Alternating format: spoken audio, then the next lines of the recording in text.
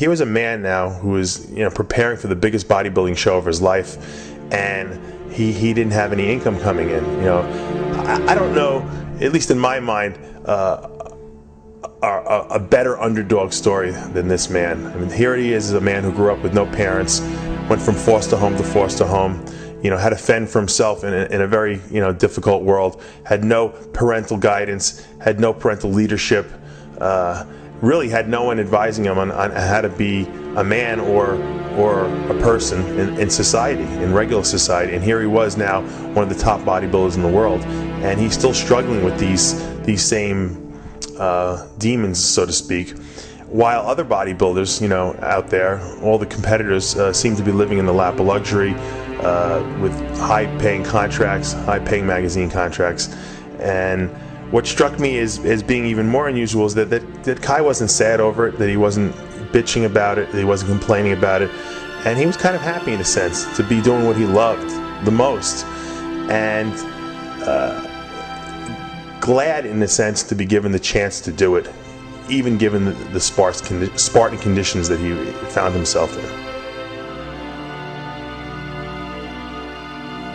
Successful people, I imagine, have to worry less about what the size of the obstacles are, the finances or the lack thereof, and all the other things that we can say represent the size and weight of the opposition.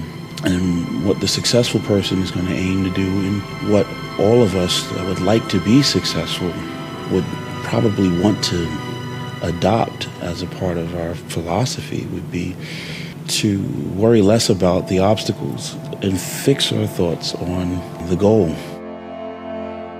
Did you feel you was going to win this show coming in here tonight? Yes. I still believe that the possibilities exist. I believe in infinite possibilities, and circumstances and situations don't say who the man is. It's what the man does in the face of these things that will, identify who he is. Mind is everything. If you don't believe you can do something, then you can't. If you believe that your father was a bum and he left you, or your mother wasn't any good, if you believe that your upbringing was substandard and therefore you have to walk around as a refugee from that crisis situation for the rest of your life, forever bearing the burden of that experience, then that will be your life. It's like you have to save your own life. Nobody's going to be able to save it for you. So we have to do what we have to do, no matter what it is. In the journey of getting in shape, it's a long run, right? The person who's standing at the end with their hand raised isn't the person with all the genetics. It isn't the person with the most potential. It's the person that has the greatest perseverance, that's always willing to get out. The difference between a champion and a loser is that they both fail. It's that the loser allows the failure to stand for life. With a champion, even though he gets knocked on his ass, finds the fortitude to stand back up, reface that endeavor until it becomes his favorite, until he wins. That's the difference. Champions get back up and do it again. And the difference between someone that's successful here or someone's a spectator here is that a person that's successful, they believe in themselves so much, and their belief overrides any crowd's disbelief. What does that mean to you, this victory? It means everything. It means everything. It means you were right. It means that the people that didn't believe, they were wrong. It means that when you don't believe, you do yourself a disservice because it is wrong. So you got to believe. You got to believe in what you want to do. You got to believe in what you want to get accomplished, and believe that somehow, somewhere within yourself and in the universe around you, there are tools and resources that will be of aid and help the man that really wants to get it done.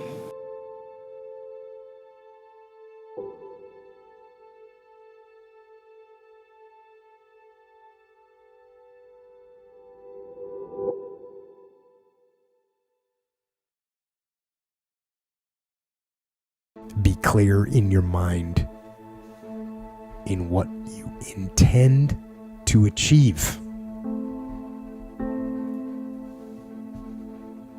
Know what you are going to do. That doesn't seem like too much to ask.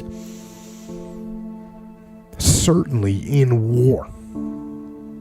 And you wouldn't think it would be too much for people to ask in their lives either. But how often do we see people going through their lives without knowing what they are trying to do, without having any intent, without having a clear mission? I'm talking on an individual level. As a person, people go through their lives without knowing what it is they want to do, what they want to accomplish.